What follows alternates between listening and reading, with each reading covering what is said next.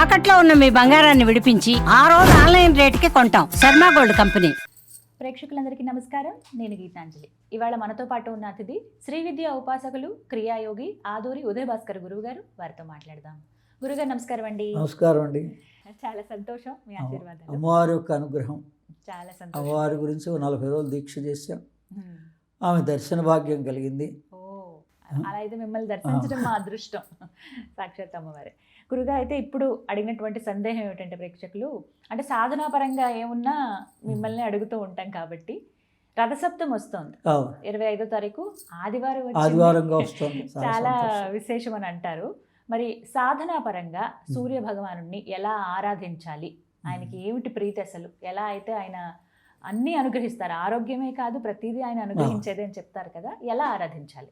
ఆరోగ్యం భాస్కరాదిచ్చేతని మనం ఈ రోజున నేను స్వయంగా ఒక 10 సంవత్సరాలు శారీరక ఇబ్బంది పడ్డప్పుడు ఇలా అమ్మవారి పూజలు అవి ఇవి చేస్తున్నా కూడా మరి ఎందుకు ఇది వచ్చింది అని ప్రాక్టికల్గా నేను అనేక రకాల ప్రయత్నాలు చేయగా ఈ సూర్యోపాసన వల్ల నాకు కొంత నివారణ కలిగింది. అంటే సముద్రంలో స్నానం చేయడం, అందుకే కాశీకి వెళ్ళిన వాళ్ళు రామేశ్వరం వెళ్ళాలి అని అనే మాట ఎందుకు పెట్టారు అని అంటే, మన గంగ ఎంత ప్రధానమో ఆ తర్వాత సముద్రుడు కూడా అంత ప్రధానం. అక్కడ రామేశ్వరమే కాకపోవచ్చు, మనకి ఎక్కడ వీలుంటే అక్కడ సముద్ర స్నానం చెయ్యాలి. అందుకని దీనికి సూర్య భగవానుడికి చాలా ఇష్టమైన రోజు మకర సంక్రాంతి. సంక్రాంతి రోజున మనం సూర్య భగవానుడిని లలితా సహస్రనామం చదవడం చాలా మంచిది. ఆ రోజున ఫలస్థుతిలో కూడా ఉంది. అందుకని ఆదిత్య హృదయం సూర్యభగవానుడికి ఇష్టమైనటువంటిది.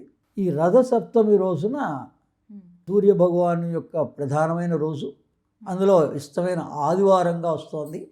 అంటే 7 కిరణాలు భూమి మీద ప్రసరించే రోజు ఆదివారం. ఎందుకు ఆదివారానికి విశిష్టత అంటే, ఇప్పుడు మనకి ఒక రకమైనటువంటి అలవాట్లు ఉన్నాయి, కానీ ఒకప్పుడు ఆదివారం అంటే సూర్యోపాసన. అంటే మధ్యాహ్నం వరకు కూడా కొద్దిగా ఎక్కువగా ఏ పదార్థాలు అవి తీసుకోకుండా ఉపవాసంగా ఉండి మధ్యాహ్నం నుంచి పళ్ళ రసం అవి తీసుకొని ఈ సూర్యోపాసన చేసేవాళ్ళు. ప్రతి ఆదివారము కూడా ఈ సూర్యోపాసన, తర్వాత సూర్య నమస్కారాలు, ఆదిత్య హృదయం పారాయణ, వీటి గురించి నేను స్తోత్ర విజ్ఞానం అనేటువంటి పుస్తకాన్ని, నా మొత్తం 34 పుస్తకాల సారాంశం కూడా, మామూలుగా మొదట్లో 6 స్తోత్ర విజ్ఞాన పుస్తకాలు రాశా. ఆ 6 స్తోత్ర విజ్ఞాన సారాంశాన్ని ఇప్పుడు మళ్ళీ కొత్త జనరేషన్ కోసం ప్రతి వాళ్ళకి స్తోత్రం ద్వారా మనం అందించాలి. ఏదో ఒక స్తోత్రం వాళ్ళకి నచ్చినటువంటిది. ఇందులో ఏముందండి అంటే, ఈ సూర్యుని యొక్క 7 కిరణాలు స్తోత్ర విజ్ఞానమే సూర్య విజ్ఞానం. అంటే వేద విజ్ఞానమే వేదమాత గాయత్రి. గాయత్రి అన్నా సూర్యభగవానుడన్నా ఒకటే. సూర్యునిలోని సవితృవరేణ్యం, ఆ తేజస్సుని గాయత్రి అంటారు. అదే సూర్యుడన్నా గాయత్రి అన్నా ఒకటేనండి. అలాగే వేదమాత గాయత్రి. ఈ సర్వవేదము కూడా మొట్టమొదట భగవంతుడు సూర్యభగవానుడు ఆంజనేయ స్వామికి అందించాడు ఉపనిషత్తులుగా, వేదంగా. అందుకని ఇందులో ఇది స్తోత్ర విజ్ఞానం. అంటే ఈ 7 కిరణాలు మన భూమి మీద ప్రసరిస్తుంటాయి.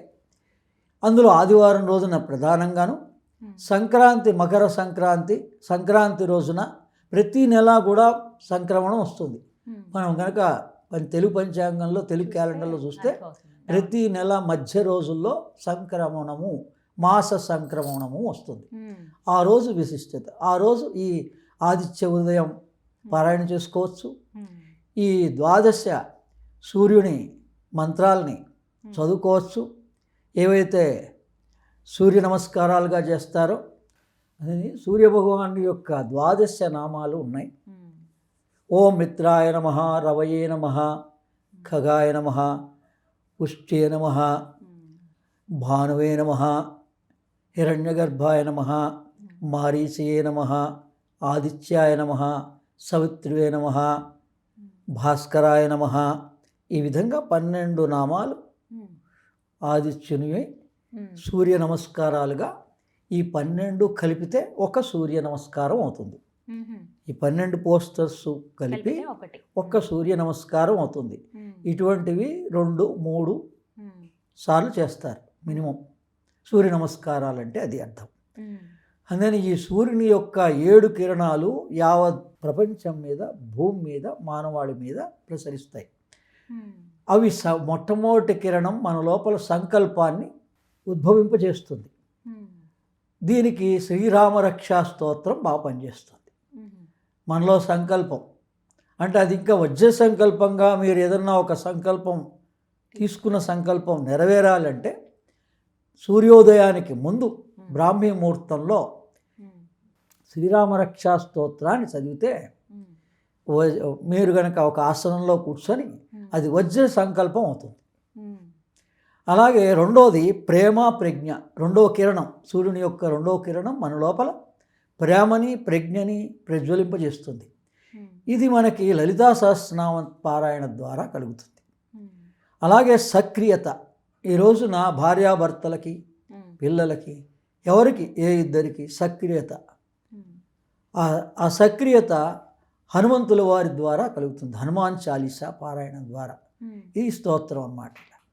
అలానే తర్వాత సంతులనం, బ్యాలెన్సింగ్, ఇది గాయత్రి సహస్రనామాలు చదవడం వల్ల, అదే దత్తాత్రేయ మార్గంలో అయితే ద్రాం బీజ సాధన వల్ల ఈ నాభి చక్రం, ఈ డయాబెటీస్కి వీటికి కూడా బ్యాలెన్సింగ్ అవుతుంది. బాడీ కంప్లీట్గా బ్యాలెన్సింగ్ పాయింట్. నాభి చక్రే కాయ వ్యూహ జ్ఞానం అని పతంజలిలో ఈ రహస్యాన్ని చెప్పాడు. అందుకని దేహంలో ఎక్కడ సమస్య వచ్చినా మీరు ఎక్కడి నుంచి స్టార్ట్ చేయాలి దాన్ని రెక్టిఫికేషన్ అంటే నాభి. ఆ తర్వాత మనకు కావాల్సింది ఏంటి? విజ్ఞానం. మామూలు సైన్స్ జ్ఞానం అంటారు. ఈ ఆధ్యాత్మికాన్ని, సైన్స్ అండ్ స్పిరిచువాలిటీని కలిపితే విజ్ఞానం, అనుభవపూర్వక జ్ఞానం. ఇది మనకి విష్ణు సహస్రనామం ద్వారా వస్తుంది, విజ్ఞానం కలుగుతుంది. తర్వాత మనకి భక్తి, 5వ కిరణం, 6వ కిరణం భక్తి. భక్తి అంటే గణపతి భక్తి. ఎందుకంటే మొట్టమొదట మన ఆరంభం శుక్లాంబరధరం, పిల్లలకు కూడా భక్తి నేర్పుతున్నాం. ఎందుకు గణపతిని ఆరాధించాలంటే పెద్దల మీద భక్తి. ఆ తర్వాత వ్యవస్థ, ఇప్పుడు మీరు చిన్న వ్యవస్థ కావచ్చు, పెద్దది కావచ్చు, కుటుంబం కూడా ఒక వ్యవస్థే. 10 మందితో కూడింది కుటుంబం, యజమాని. ఆ వ్యవస్థని సక్రమంగా నడపాలి, దానికి ఆదిత్య హృదయం. అందుకని ఈ వ్యవస్థని సమకూర్చగలిగే శక్తి ఆదిత్య హృదయం ద్వారా వస్తుంది. ఈ విధంగా 7 కిరణాలు సూర్యుని ద్వారా మన భూమి మీదకి, ఈ గ్రహాల యొక్క శక్తి కూడా ఈ ఆదివారం రోజున ప్రసరింపబడతాయి. అందుకని మనం ఆ ఆదివారం రోజున మనం సాధ్యమైనంత వరకు దాన్ని స్పిరిచువల్గా ఎంత ఉపయోగించుకోగలిగితే మేము అవసరాలు, మేము కోరికలకు కూడా నెరవేరుతాయి. ఇది మనకి ఆ రథసప్తమి ద్వారా చూపిస్తున్నాడు భగవంతుడు. సూర్య ఆరాధన ప్రధానమైంది. ప్రత్యక్ష నారాయణుడు సూర్యుడే. మనకి ఇప్పుడు ఈ రోజున ఏదో మన గొంతే అయింది, ఇక్కడ మాట్లాడాము, నీళ్ళు కావాలి. మొట్టమొదటి ఆహారానికన్నా జలం ప్రధానం మనిషికి. అందుకని అది సూర్య నారాయణుడు. ఆ శక్తి ఎక్కడుంది? సూర్యుడిలో ఉంది. జలశక్తి సూర్యుడిలోనే ఉంది. అందుకని ప్రత్యక్ష నారాయణ ఎవరు? పిల్లలకి భగవంతుడు ఎవరు అని అంటే దాని సంజోపాసన ద్వారా ప్రతివాడికి కూడా. అందుకని ఈ పుస్తకం యొక్క ముఖ్య ఉద్దేశం స్తోత్ర విజ్ఞానం అనేటువంటిది ఎందుకు అందించా అంటే పెద్దలందరికీ స్తోత్రాలు, ఏదో ఒక వాళ్ళకి ఏది అవసరమో ఆ స్తోత్రాన్ని పఠించవచ్చు. పిల్లలందరికీ కూడా సంధ్యోపాసన నేర్పాలి, అంటే ప్రార్థన చేయడం నేర్పాలి. యావత్ ప్రపంచం అంతా కూడా మానవాళి ఈ రోజున ముందుకెళ్తోంది సైన్స్ అండ్ టెక్నాలజీగా. అంటే వాళ్ళ ప్రేయర్సే వాళ్ళని ముందుకు తీసుకెళ్తున్నాయి. మనం కూడా మన హిందూ ధర్మంలో, సనాతన ధర్మంలో సంధ్యోపాసన, ఉపాసన, ఆ సంధ్యా సమయంలో ప్రార్థన చేయడం, అంటే గాయత్రితో కలిపి చేయొచ్చు. గాయత్రి మంత్రం కాకుండా కూడా 4 శ్లోకాలు చదువుకున్నా. నేను నిత్య నవధ్యానమాలిక అనేటువంటిది మొదటి చాప్టర్గా రాశా. 9 శ్లోకాలు, కేవలం 9 శ్లోకాలు ఉదయం, మధ్యాహ్నం, సాయంత్రం చదవండి. అది సంధ్యోపాసన అయిపోతుంది. అందుకని ఈ సంధ్యోపాసన గురించే వివరాత్మకంగా ఈ పుస్తకం రాశా. ఒకసారి గురువుగారి పుస్తకం ఎలా మేము అందుకోవచ్చండి? ఈ పుస్తకం agastyaspiritual.org అని వెబ్సైట్ ఉంది నాది. మ్మ్. ఆ వెబ్సైట్లో ప్రస్తుతం మీకు అందుబాటులో కావాల్సినవన్నీ ఉన్నాయండి? వాళ్ళు కొరియర్లో పంపిస్తారు. వింటున్నారు కదా, అగస్త్య స్పిరిచువల్ Spiritual వెబ్సైట్ అండి. website. మీరు ఒక్కసారి వెబ్సైట్ని విజిట్ చేయండి. అక్కడ మీకు ఎన్నో పుస్తకాలు కనిపిస్తాయి గురువు గారు రాసినవి. అందులో మీరు స్తోత్ర విజ్ఞానం అని చెప్పి ఆదిత్య హృదయం, శ్రీదేవి ఖడ్గమాల వీటికి సంబంధించిన పుస్తకం కనుక మీరు పర్చేస్ చేస్తే మీకు అందులో పూర్తి వివరాలు ఉంటాయి. ఎలా ఉపాసన చేయాలి, సూర్యోపాసన ఏ విధంగా చేయాలనేది గురువుగారు చాలా విపులంగా అన్ని విశదీకరించి రాశారు. మీరు ఒక్కసారి చదివితే కనుక అర్థమవుతుంది. ఎవరైతే సూర్యోపాసన చేద్దాం అనుకున్నాం, సాధనలో ఉందాం అనుకున్న వాళ్ళకి ఈ రథసప్తమి ఒక అనువైన సమయంగా భావించి, మాఘమాసం అంటే సూర్యారాధన చేయమని చెప్తారు. అందులో భాగంగా రథసప్తమి నుంచి ప్రారంభించుకొని మీరు చక్కగా ఇలా సాధన చేసుకోవచ్చు. అలాగే గురువుగారు. ఈ లలితా సహస్రనామంలో కూడా సూర్యోపాసన ఉంది. అవునా అండి?